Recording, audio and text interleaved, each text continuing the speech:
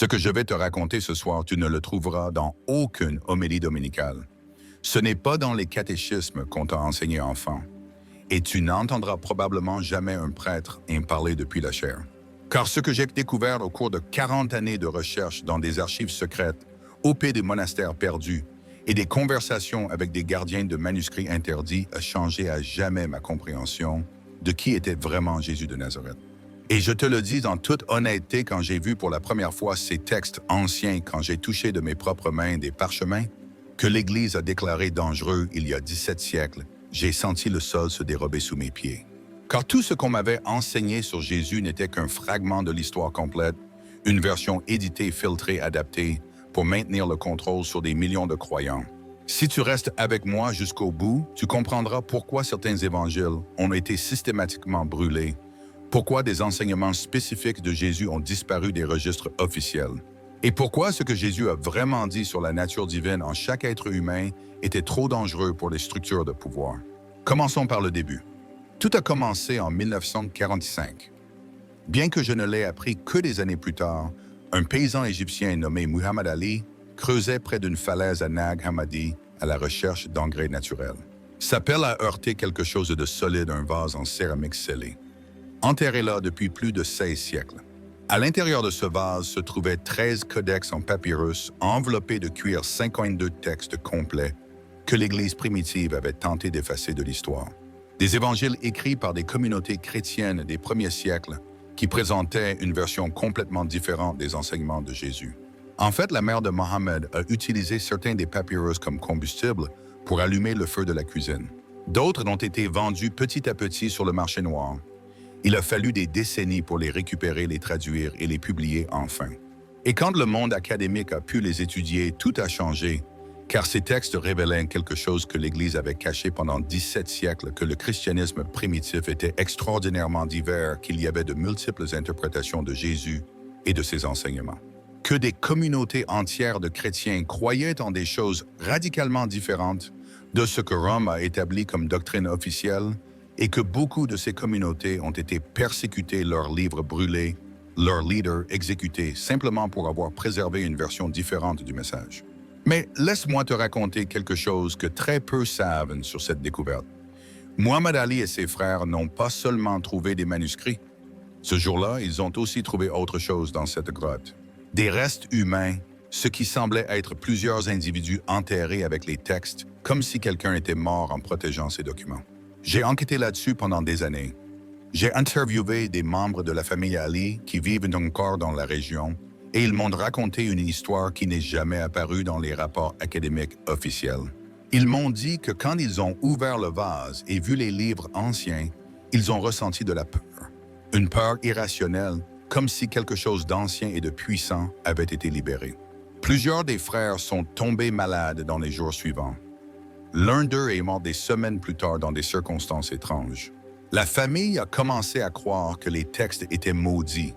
C'est pourquoi ils les ont vendus rapidement. Ils voulaient s'en débarrasser. Mon grand-père disait que ces livres contenaient des secrets qui avaient coûté des vies.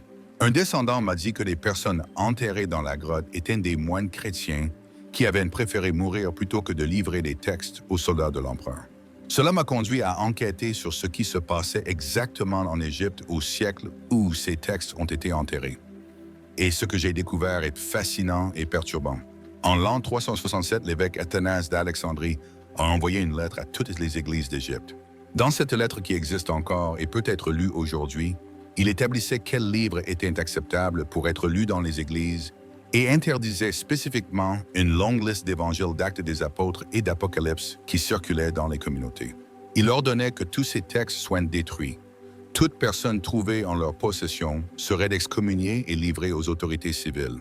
Dans l'Empire romain du IVe siècle, cela signifiait la torture et probablement l'exécution. Imagine être un moine chrétien à ce moment-là. Tu as dédié ta vie à l'étude des enseignements de Jésus. Dans ton monastère, il y a des évangiles qui ont été copiés et recopiés pendant des générations, des textes que ta communauté considère comme sacrés, des paroles authentiques du Maître. Et soudain arrive un ordre impérial disant que ces textes sont hérétiques, que tu dois les brûler ou affronter la mort. Que fais-tu? Certains ont obéi et brûlé leur bibliothèque, mais d'autres, les vrais croyants, ont refusé.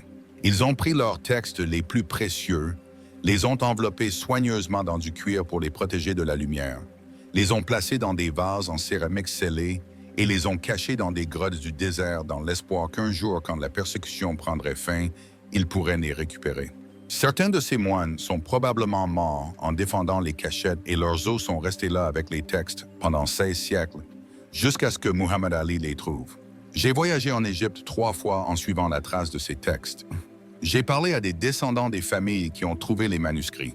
J'ai visité les grottes où ils ont été cachés au 9e siècle, juste avant que les soldats de l'empereur n'arrivent pour détruire tout ce qui ne correspondait pas à la version officielle. La première fois que je suis entré dans ces grottes a été une expérience que je n'oublierai jamais. Elle se trouve sur une falaise appelée Jabal al-Tarif, près du village moderne de Nag Hammadi. La chaleur du désert est brutale, le silence est absolu. On monte par un chemin escarpé entre des roches rougeâtres jusqu'aux ouvertures des grottes. Certaines ne sont que des fissures dans la roche, d'autres sont des cavités plus grandes où plusieurs personnes pourraient s'être réfugiées. Je me suis assis dans l'une de ces grottes au crépuscule tandis que le soleil se couchait sur le Nil au loin, et j'ai essayé d'imaginer ce que cela avait dû être pour ces moines, sachant que des soldats viendraient bientôt détruire tout ce qu'ils valorisaient, décidant quel texte sauver, quel laisser derrière, enveloppant soigneusement chaque manuscrit, murmurant des prières, scellant les vases avec l'espoir désespéré que quelqu'un les trouverait un jour. Et à ce moment-là, je comprenais quelque chose de fondamental. Ces textes ne sont pas seulement des documents historiques, ce sont des témoignages d'un courage extraordinaire. Ce sont des preuves que des personnes étaient prêtes à mourir pour préserver une vérité que les autorités voulaient effacer. Cela leur donne un poids, une importance qui va au-delà de leur contenu académique. Ils sont sacrés non seulement par ce qu'ils disent, mais par le prix que d'autres ont payé pour qu'ils survivent. Et un après-midi au musée copte du Caire, j'ai eu l'occasion de voir l'un de ces codex originaux. Il était protégé sous verre les pages noircies par les siècles. La guide du musée, une femme chrétienne copte qui avait dédié sa vie à l'étude de ces textes, m'a dit quelque chose que je n'oublierai jamais. Ce livre a presque coûté la vie à nous tous. Quand ils ont été découverts, les autorités ecclésiastiques ont voulu les détruire à nouveau. Ils n'ont survécu que parce que des académiciens laïcs sont intervenus. Je lui ai demandé pourquoi tant de peur pour des textes anciens. Elle m'a regardé avec un mélange de tristesse et de compréhension. Parce que ces livres disent que tu n'as pas besoin de prêtre ni d'église pour trouver Dieu. Ils disent que le royaume divin est à l'intérieur de chaque personne, que le salut vient de la connaissance directe, non de l'obéissance aux institutions. Tu comprends pourquoi cela est dangereux pour ceux qui ont construit leur pouvoir en étant des intermédiaires obligatoires entre Dieu et l'humanité. À ce moment-là, je comprenais la magnitude de ce qui avait été caché. Ce n'était pas simplement de l'information historique, c'était un chemin spirituel complet qui avait été effacé délibérément. Cette femme dont le nom était Myriam est devenue l'une de mes meilleures sources dans les années suivantes. Elle m'a présenté des académiciens coptes qui avaient dédié des décennies à étudier ces textes en secret, car même aujourd'hui, au 21e siècle, il y a une pression institutionnelle pour minimiser l'importance de ces évangiles, pour les déclarer faux, peu fiables et hérétiques. Myriam m'a raconté l'histoire d'un collègue professeur d'études bibliques dans une université catholique. Il avait écrit un livre sur les évangiles gnostiques, les présentant comme des fenêtres possibles sur le Jésus historique. Il a été licencié de son poste. Le livre a été retiré de la circulation par l'éditeur qui avait des liens avec le Vatican.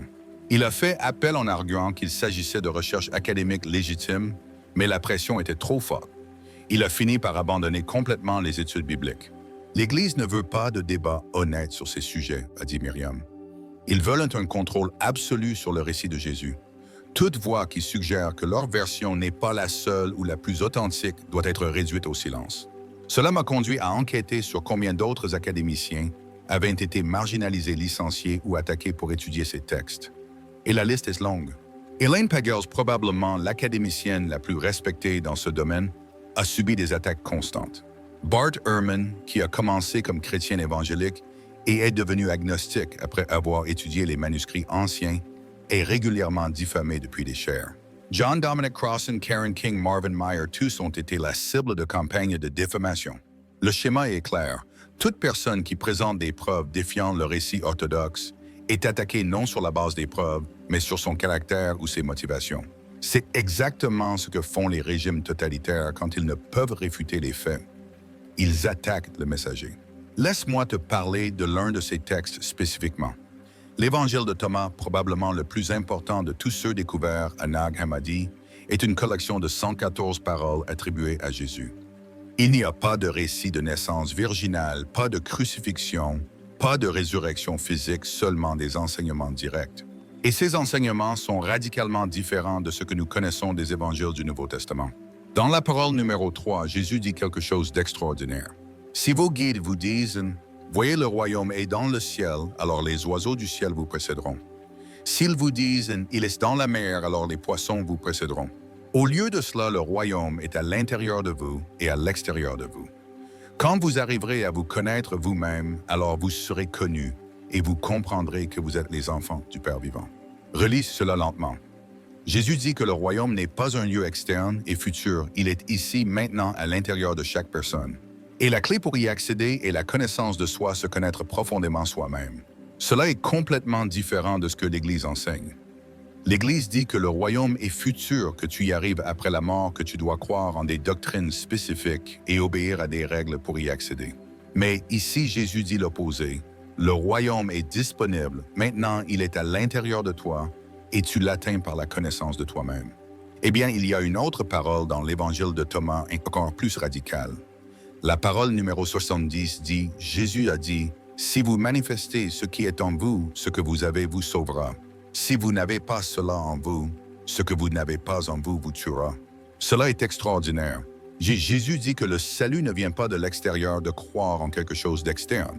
Il vient de manifester, de faire émerger ce qui est déjà à l'intérieur de toi. Et si tu ne le fais pas, si tu ne manifestes pas ton potentiel intérieur, cela même te détruira. C'est un enseignement sur la réalisation de soi, sur devenir ce que tu es vraiment, quelque chose de complètement différent de la théologie du salut externe que l'Église prêche. Quand j'ai montré ce texte à un théologien avec qui j'avais été ami pendant des années, sa réponse a été révélatrice. Il m'a dit, « Ce texte est gnostique, hérétique, il ne reflète pas les vrais enseignements de Jésus. » Je lui ai demandé, « Comment peux-tu en être si sûr? Parce qu'il contredit ce que les évangiles canoniques enseignent. » Ou est-ce que les évangiles canoniques contredisent ce que Jésus a vraiment enseigné? Ai-je répondu. Il ne m'a plus jamais parlé après cette conversation, mais cette conversation m'a conduit à enquêter sur quelque chose de crucial. Comment savons-nous quels évangiles sont authentiques et quels ne le sont pas? La réponse officielle de l'Église est que les évangiles canoniques ont été écrits par des témoins oculaires ou des personnes proches de témoins oculaires et que les évangiles gnostiques sont tardifs, écrits au 2e ou 13e siècle par des personnes qui n'ont jamais connu Jésus. Mais quand tu enquêtes sur les preuves réelles, cette histoire s'effondre. Les évangiles canoniques sont anonymes. Maintenant, je vais te révéler quelque chose que tu n'as probablement jamais entendu et qui pose un problème troublant sur tout ce que tu croyais savoir. En l'an 325, l'empereur Constantin a convoqué le concile de Nicée. Officiellement, c'était pour résoudre des disputes théologiques sur la nature du Christ. Mais ce qui s'est vraiment passé là était quelque chose de beaucoup plus calculé. C'était le moment où le christianisme a cessé d'être un mouvement spirituel et est devenu un outil de contrôle politique. Constantin n'était pas théologien, il était empereur et avait un empire fracturé qu'il devait unifier. Il a vu dans le christianisme, qui avait déjà des millions de fidèles, l'outil parfait, mais il y avait un problème. Les chrétiens ne s'accordaient sur presque rien. Il y avait des dizaines de groupes différents avec des interprétations radicalement distinctes de Jésus. Certains le voyaient comme un prophète humain, d'autres comme un être divin, d'autres comme un maître de sagesse. Certains mettaient l'accent sur ses enseignements sur la transformation intérieure, d'autres sur sa mort comme sacrifice. Certains avaient des évangiles qui parlaient d'enseignements secrets, d'autres rejetaient complètement l'idée de secret. Constantin avait besoin d'ordre, d'uniformité et d'une version unique que tous acceptent. Il a donc réuni les évêques, pour la plupart de sa faction préférée, et leur a donné une tâche, définir la doctrine officielle, décider quels textes étaient légitimes et quels étaient hérétiques, établir une version unique du christianisme qui servirait les intérêts de l'Empire. Mais laisse-moi te raconter quelque chose sur ce concile qui n'apparaît pas dans les histoires officielles. J'ai enquêté sur les registres pendant des années. J'ai voyagé à Nicée, qui est aujourd'hui Iznik en Turquie. J'ai visité l'endroit exact où le concile s'est tenu, un palais impérial qui n'existe plus, mais dont les ruines sont encore visibles. Et j'ai parlé à des historiens turcs qui ont étudié les registres locaux, pas seulement les versions officielles de l'Église. Ils m'ont dit que le concile a été beaucoup plus violent et chaotique que les récits édifiants ne le suggère qu'il y a eu des bagarres physiques entre évêques de théologie différentes, que Constantin a dû intervenir personnellement plusieurs fois pour imposer l'ordre que le vote final sur la nature du Christ n'a pas été unanime, loin de là, il a été forcé par intimidation impériale. Les évêques qui ont voté contre ont été exilés immédiatement. Leurs écrits ont été brûlés, leurs noms effacés des registres. C'était un coup d'état théologique, m'a dit un professeur d'histoire byzantine à l'Université d'Istanbul. Constantin a décidé quelle version du christianisme serait officielle et a utilisé le pouvoir de l'État pour éliminer toutes les alternatives. Et voici le problème troublant que tu devrais te poser maintenant. Que s'est-il passé avec tous les chrétiens qui n'étaient pas d'accord? Que s'est-il passé avec les communautés qui avaient des évangiles différents? Que s'est-il passé avec les enseignements qui ne cadraient pas avec la version officielle? Ils ont été déclarés hérétiques. Leurs livres ont été brûlés systématiquement. Leurs leaders ont été exilés ou exécutés. Leurs églises ont été détruites ou confisquées. Pendant les 3 siècles suivants, il y a eu une campagne systématique d'élimination de toute version alternative du christianisme.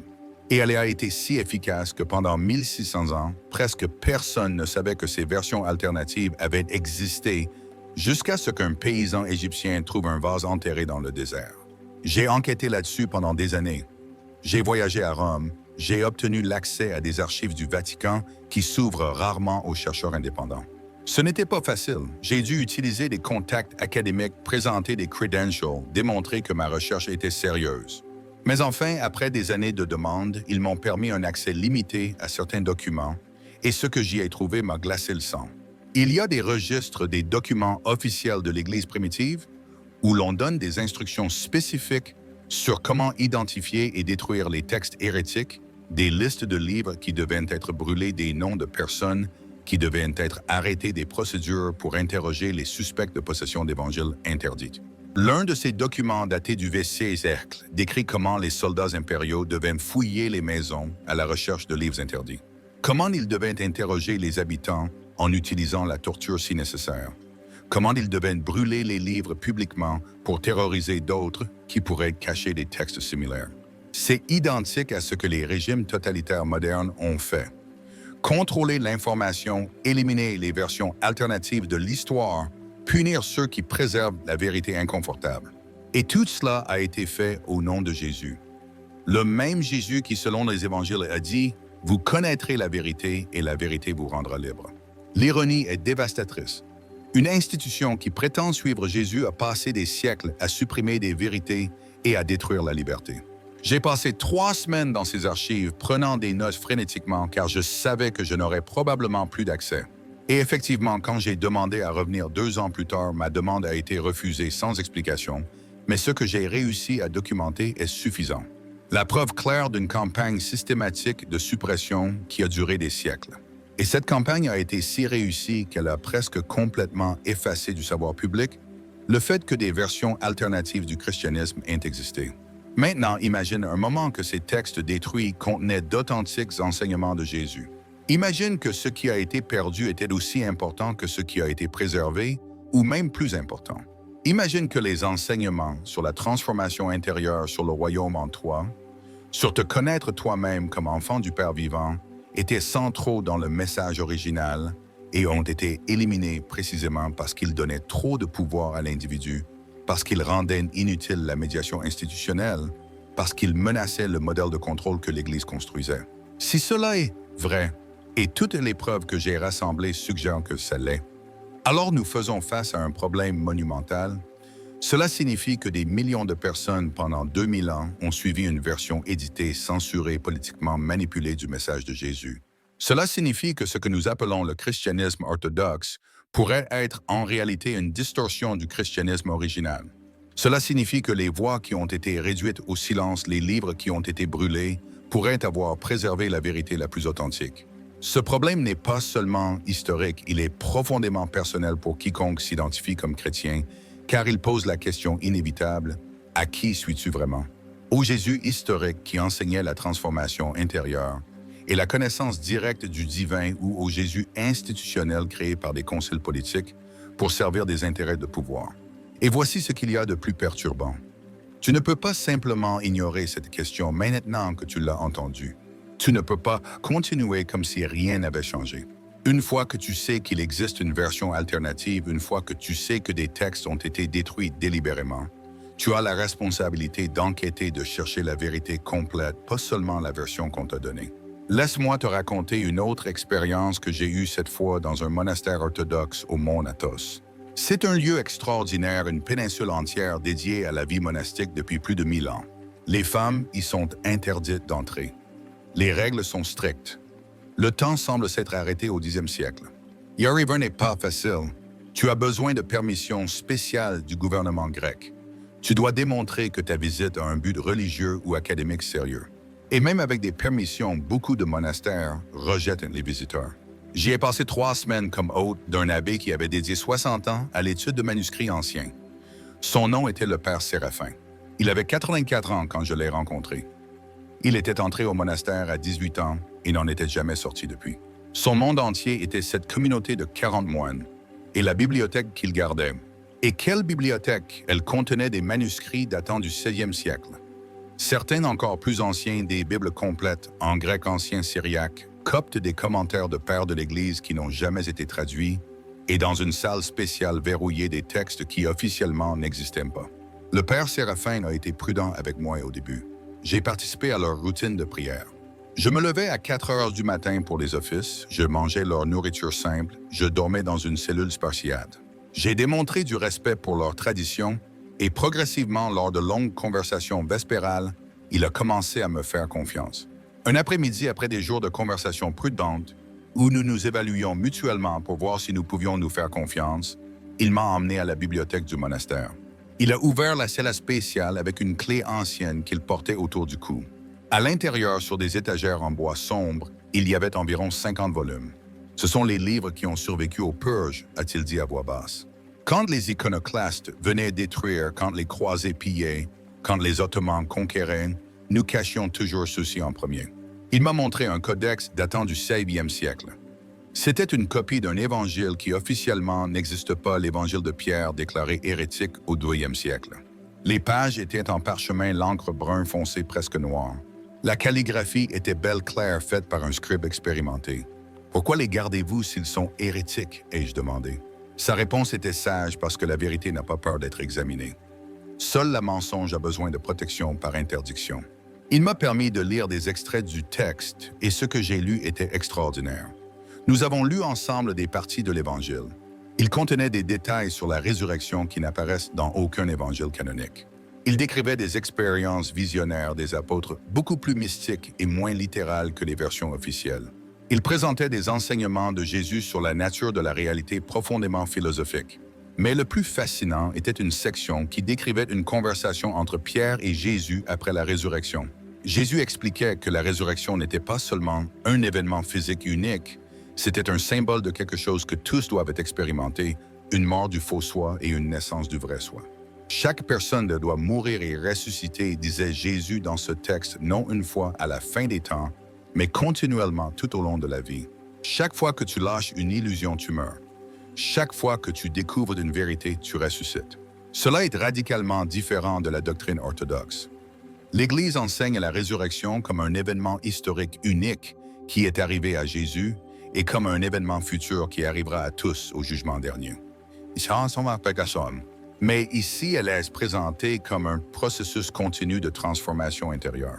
Pourquoi cela a-t-il été interdit, ai-je demandé. Le père Séraphin a fermé le livre soigneusement avant de répondre. Parce qu'il présente un Jésus trop humain et en même temps trop divin, a répondu l'abbé. Trop humain parce qu'il montre des doutes, des peurs, des luttes intérieures. Trop divin parce qu'il enseigne que cette même divinité est disponible pour tous. L'Église avait besoin d'un Jésus unique, différent de tous les autres humains.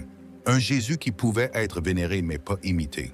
Parce que si tous peuvent atteindre ce que Jésus a atteint, alors l'Église perd sa raison d'être comme médiatrice exclusive. Ces paroles ont résonné en moi pendant des mois.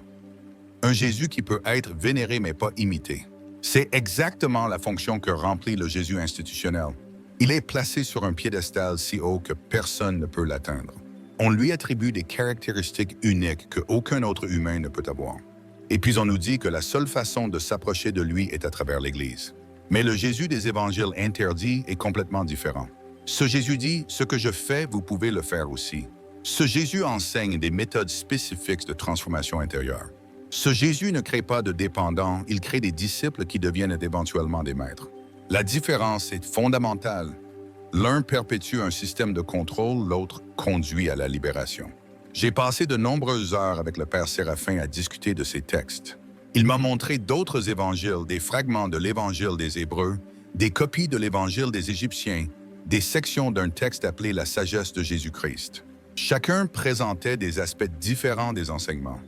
Chacun avait été condamné pour des raisons spécifiques.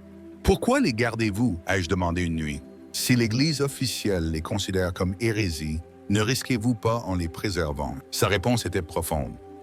Notre obligation n'est pas envers l'Église institutionnelle. Notre obligation est envers la vérité. Ces textes font partie de notre héritage chrétien indépendamment de ce que les conciles ont décidé. Ils ont été écrits par des croyants sincères qui aimaient Jésus. Ils méritent d'être préservés, étudiés, respectés. Un jour, quand l'Église aura suffisamment mûri, elle pourra les accepter. D'ici là, nous les gardons. Je lui ai demandé s'ils avaient déjà eu des problèmes avec les autorités ecclésiastiques pour conserver ces textes. Son expression s'est assombrie. 2 fois. Au cours des 50 dernières années, des inspecteurs du patriarcat sont venus demander à voir notre bibliothèque. Les 2 fois, nous avons caché les textes interdits avant qu'ils n'arrivent. Nous savons que s'ils les découvrent, ils les confisqueront et les détruiront probablement. Alors nous faisons ce que les moines ont fait depuis 1600 ans. Nous mentons pour protéger la vérité. L'idée de moines pieux mentant à leurs supérieurs pour protéger des évangiles me semblait extraordinaire, mais cela fait sens. C'est exactement ce qu'ont fait les moines égyptiens au 4e siècle quand ils ont enterré les textes de Nag Hammadi. Une désobéissance sainte des mensonges justifiés pour préserver des vérités plus profondes. Maintenant, je vais te raconter quelque chose qui m'a coûté des années à découvrir et qui relie tout ce que j'ai dit d'une manière que tu n'as probablement jamais imaginée. Il existe un texte mentionné par plusieurs pères de l'Église primitive mais qu'on croyait complètement perdu. L'Évangile secret de Marc. En 1958, un académicien nommé Morton Smith a découvert une lettre dans un monastère près de Jérusalem. La lettre était de Clément d'Alexandrie, un père de l'Église du 2e siècle, et contenait des fragments de cet évangile perdu. Et ce que ces fragments révélaient était explosif. Il décrivait une initiation secrète que Jésus pratiquait avec certains disciples, une cérémonie nocturne où le disciple portait seulement une tunique de lin sur le corps nu et passait toute la nuit avec Jésus apprenant les mystères du royaume de Dieu. Quand Smith a publié sa découverte, la controverse a été immédiate et féroce. L'Église l'a accusé de fraude, bien qu'elle n'ait jamais pu prouver que la lettre était fausse. Des académiciens orthodoxes ont attaqué son caractère et sa réputation. Ils ont dit qu'il était un faussaire, qu'il avait une agenda antichrétienne, que ses interprétations étaient perverses. Le document original a disparu mystérieusement de la bibliothèque du monastère, mais les photographies que Smith avait prises sont restées, et ce qu'elles montrent est clair. Clément d'Alexandrie confirmait l'existence d'un évangile secret utilisé par la communauté chrétienne d'Alexandrie pour des initiations. Un évangile qui contenait des enseignements de Jésus qui n'étaient pas pour tous, mais seulement pour ceux préparés à les recevoir. Eh bien, l'idée que Jésus avait des enseignements secrets ne devrait pas nous surprendre. Même dans les évangiles canoniques, il y a des références à cela. Dans Marc chapitre 4, Jésus explique pourquoi il parle en parabole.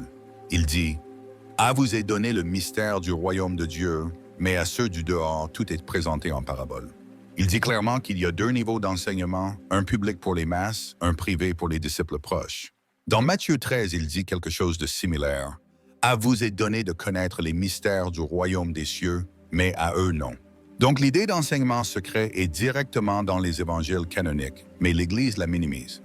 Elle dit que ces enseignements secrets étaient simplement des explications des paraboles. Rien de profond, rien de mystique. Mais les évangiles gnostiques peignent un tableau différent.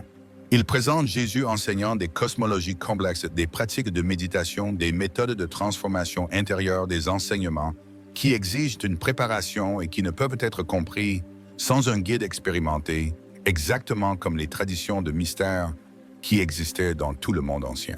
J'ai voyagé dans ce monastère à 2 occasions, essayant de traquer le document original que Morton Smith avait trouvé. Le monastère de Marsaba dans le désert de Judée est un lieu extraordinaire construit au 9e siècle dans les parois d'un canyon profond. C'est encore une communauté monastique active de chrétiens orthodoxes grecs. Les femmes y sont interdites d'entrer comme au mont Athos. J'y suis arrivé avec des lettres d'introduction du père Séraphin du Mont Athos. Cela m'a ouvert des portes qui autrement seraient restées fermées. Le bibliothécaire du monastère, le père Lucas, était là quand Morton Smith a visité dans les années 50. Il était jeune, alors un novice fraîchement arrivé, mais il se souvenait clairement de l'événement. Smith a passé des semaines dans notre bibliothèque, m'a-t-il raconté. Il travaillait de l'aube au crépuscule, examinant des manuscrits, prenant des notes. Il était très méticuleux, très sérieux. Quand il a trouvé la lettre de Clément, il est devenu pâle. Il tremblait en la photographiant. Je lui ai demandé ce qui est arrivé à la lettre ensuite. Elle laisse rester dans notre bibliothèque pendant des années. Des académiciens venaient la voir la vérifier. Tous confirmaient qu'elle était authentique, que l'écriture était appropriée pour le 17e siècle quand elle a été copiée.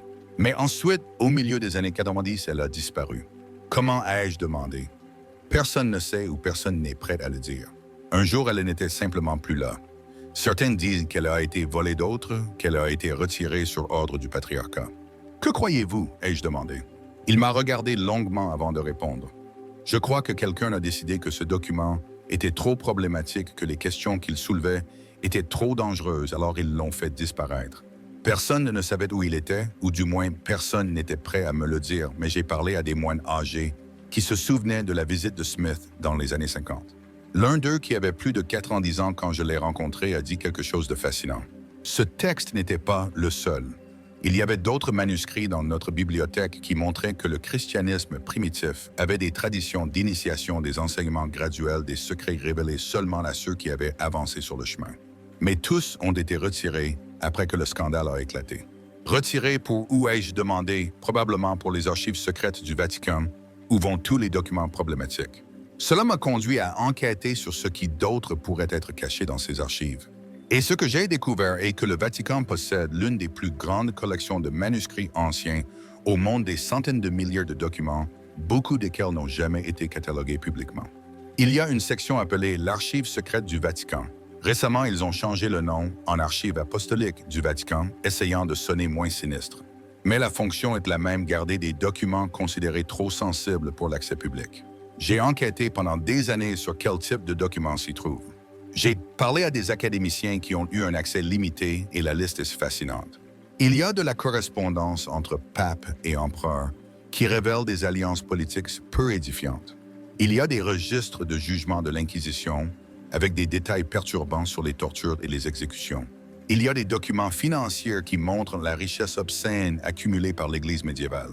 Et selon plusieurs sources que j'ai interviewées, il y a des évangiles complets, des lettres d'apôtres, des textes de communautés chrétiennes primitives qui contredisent le récit officiel. Un académicien italien qui a travaillé dans les archives pendant des années m'a dit confidentiellement qu'il avait vu des références à un évangile complet de Marie-Madeleine. Pas des fragments comme ceux trouvés à Nag Hammadi, mais un texte complet de plus de 100 pages. Pourquoi ne le publie-t-il pas, ai-je demandé. Parce qu'il présente Marie comme la disciple principale plus proche de Jésus que Pierre. Cela contredit toute la structure d'autorité de l'Église catholique basée sur la primauté de Pierre. Un autre académicien allemand m'a parlé d'un texte qui décrit des enseignements de Jésus sur la réincarnation. L'Église a condamné la réincarnation au Concile de Constantinople en 553, m'a-t-il expliqué. Mais avant cela, beaucoup de chrétiens y croyaient. Origène, l'un des pères de l'Église les plus importants, enseignait la préexistence des âmes. Ce texte montrerait que Jésus lui-même parlait de vies multiples d'apprentissage à travers des incarnations successives. C'est de la dynamite théologique. La question que tu devrais te poser maintenant est pourquoi cacher tout cela? Qu'a l'Église à craindre de textes anciens? Si sa version est correcte, si sa doctrine est solidement fondée sur l'histoire, alors les preuves devraient la soutenir, pas la menacer. Le fait qu'ils cachent, systématiquement suppriment et refusent l'accès à des documents historiques suggère le contraire. Cela suggère qu'ils ont quelque chose à cacher. Cela suggère que leur version ne survivrait pas à un examen complet de toutes les preuves disponibles. Maintenant, relions tous les fils que j'ai tissés. Jésus était un maître juif du 1er siècle qui enseignait la transformation intérieure par la connaissance directe du divin. Ses enseignements étaient radicaux. Le royaume de Dieu est en toi. Tu n'as pas besoin d'intermédiaire. Tu peux expérimenter directement ta connexion avec le Père.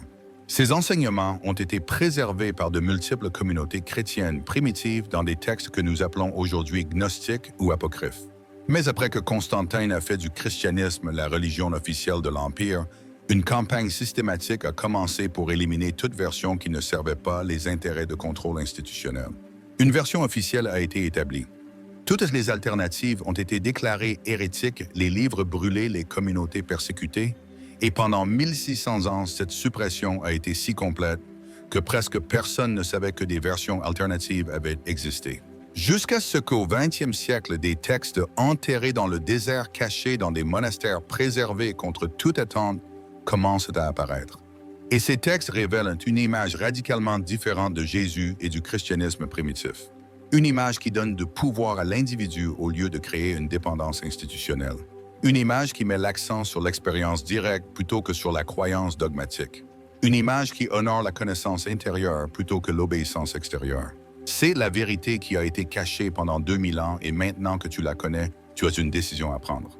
Tu peux l'ignorer et revenir à la version confortable qu'on t'a enseigné faire, comme si tu n'avais rien entendu, ou tu peux faire ce que Jésus a vraiment enseigné.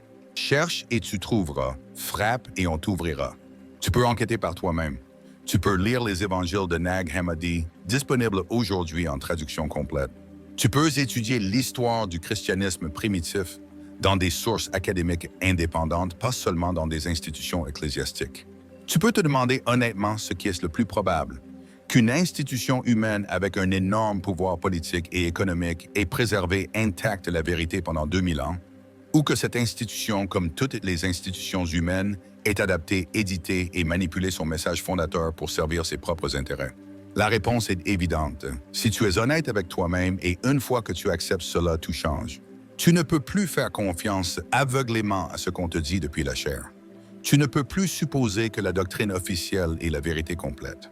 Tu dois faire ta propre recherche, ta propre enquête, ton propre voyage vers la connaissance. Et cela, ironiquement, est exactement ce que Jésus a enseigné dans les évangiles interdits. Ne crois pas aveuglément, connais directement. Ne dépends pas d'autorité externe.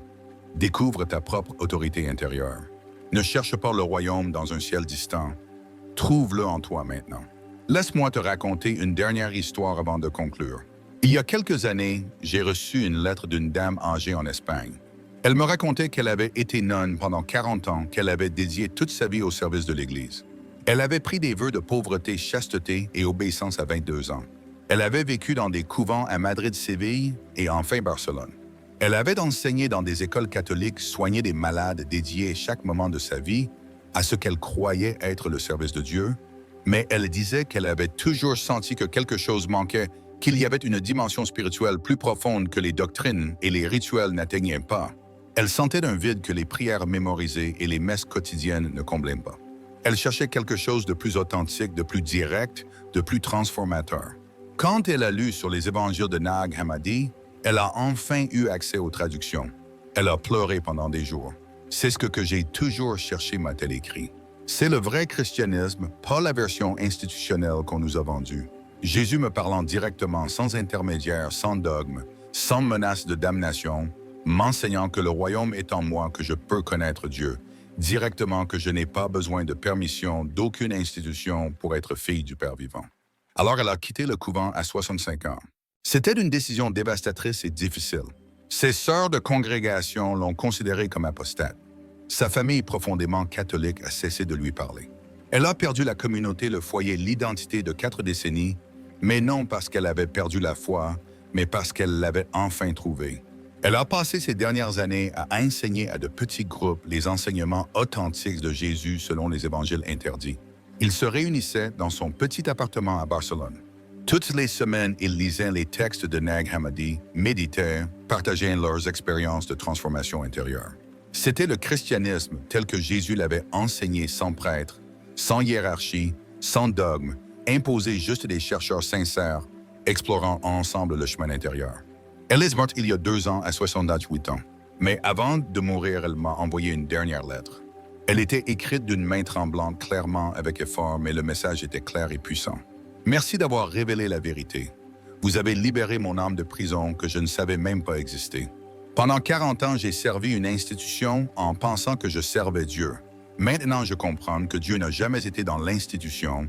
Il a toujours été où Jésus a dit qu'il serait dans moi. Maintenant, je peux rencontrer Jésus sans les filtres institutionnels. Et j'ai découvert qu'il a toujours été où il a dit qu'il serait en moi. Cette lettre est encadrée dans mon bureau. Elle me rappelle pourquoi je fais ce travail. Ce n'est pas pour attaquer l'Église par plaisir, c'est pour libérer les gens de prisons spirituelles construites avec des mensonges pieux. C'est pour révéler qu'il existe un chemin plus profond, plus authentique, plus transformateur. Le chemin que Jésus a vraiment enseigné avant que ses paroles ne soient séquestrées par des structures de pouvoir. Alors je te laisse avec cela. La vérité est disponible maintenant comme jamais dans l'histoire. Les textes qui ont été brûlés ont ressurgi du désert. Les secrets qui ont été supprimés sont révélés. Les mensonges qui ont été protégés pendant des siècles sont exposés. Tu as accès à tout cela aujourd'hui. Tu peux lire les évangiles de Nag Hammadi complets sur Internet gratuitement. Tu peux étudier des recherches académiques sérieuses sur le christianisme primitif. Tu peux comparer ce que Jésus a vraiment dit avec ce que l'Église t'a enseigné qu'il a dit. La question est, que feras-tu de cette information? Continueras-tu à répéter ce qu'on t'a enseigné sans questionner ou auras-tu le courage de chercher la vérité complète, peu importe où elle te mène? Jésus a dit, « Vous connaîtrez la vérité et la vérité vous rendra libre. » Mais la liberté exige du courage. Du courage pour lâcher des croyances confortables. Du courage pour affronter le fait qu'on t'a menti. Du courage pour marcher ton propre chemin au lieu de suivre le troupeau. Si tu sens que ce message résonne en toi, partage-le. Il y a des millions de personnes qui sentent la même chose que toi, qu'il y a quelque chose de plus profond que ce qu'on leur a enseigné. Laisse ton commentaire, ta réflexion. Dis-moi si tu connaissais déjà quelque chose de cela. Si cela a changé ta perspective, quelles questions te viennent? Quel évangile interdit aimerais-tu que nous explorions dans la prochaine vidéo? Donne un like pour que YouTube recommande cela à plus de gens, parce que littéralement, nous déterrons des vérités qui ont été enterrées pendant 2000 ans. Nous restaurons le message authentique qui a été déformé. Nous libérons Jésus des chaînes que l'institution lui a imposées. Nous rappelons aux gens que le royaume de Dieu n'est pas à Rome ni dans aucun bâtiment. Il est en toi attendant d'être découvert. Merci d'être arrivé jusqu'ici. Merci pour ton ouverture, ton courage, ta disposition à affronter des vérités inconfortables. Que ta quête te mène où tu as besoin d'aller. Que tu trouves le royaume que Jésus a promis, celui qui est en toi.